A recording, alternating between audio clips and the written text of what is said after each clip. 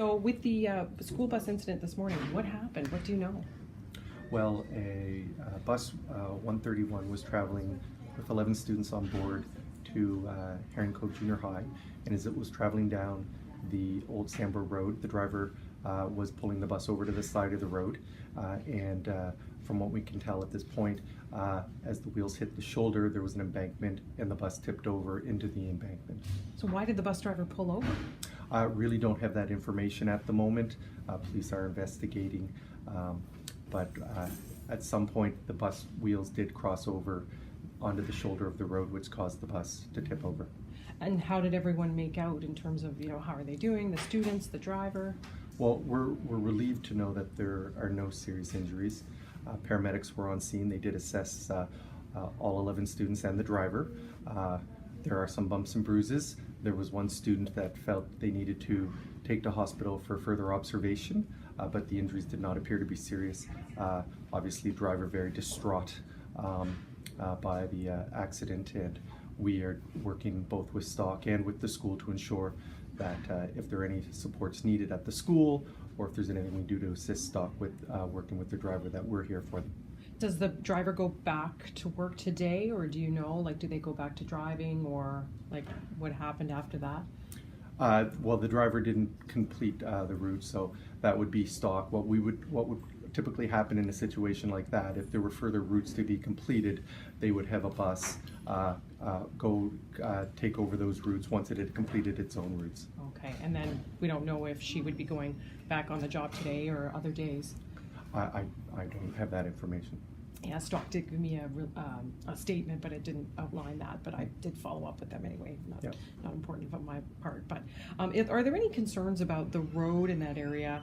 I don't know if Halifax Regional Center for Education's ever run into concerns about this. There's not much of a shoulder, it's narrow, it's windy.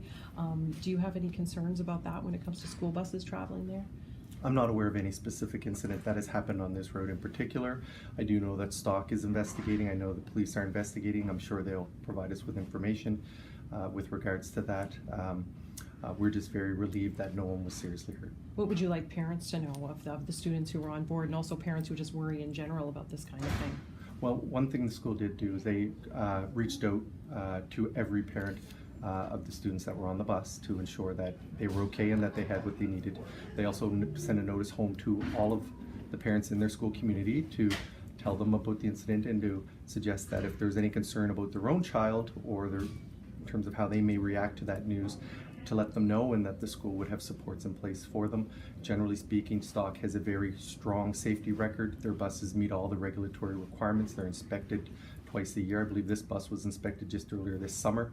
Other than that, we want people to know that they go through a very rigorous training program, and we are very comfortable in the fact that Stock has a good safety record. Very concerned about today's incident.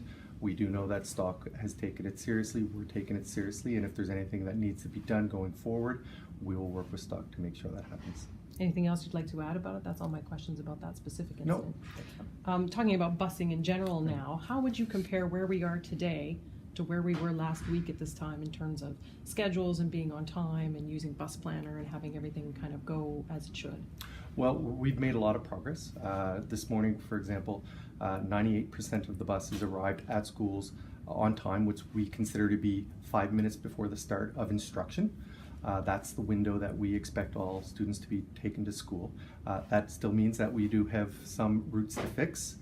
We're working with Stock to address those individually, and we are working to communicate that information to parents as we go forward. But we're not there yet. We're getting close, and we want parents to know that we're working diligently to get to the place where all of our schools can expect all of their students to arrive on time. I get a lot of parents asking me in particular about how many students are supposed to be sitting in a seat on a bus. What's the rule on that? Well, really it depends on the size of the student. Right. So in some cases, with some of our very young students, it can be 3 across a seat. With older students, it would be 2. 2, okay, so 2 for, what do you count as older students? That'd probably be a better question for Stock to determine. I just don't have it off the top of my head. Yeah, I wasn't sure, okay, Yeah. but I got a lot of questions about that, so I thought I would pass that along. That's all my questions then.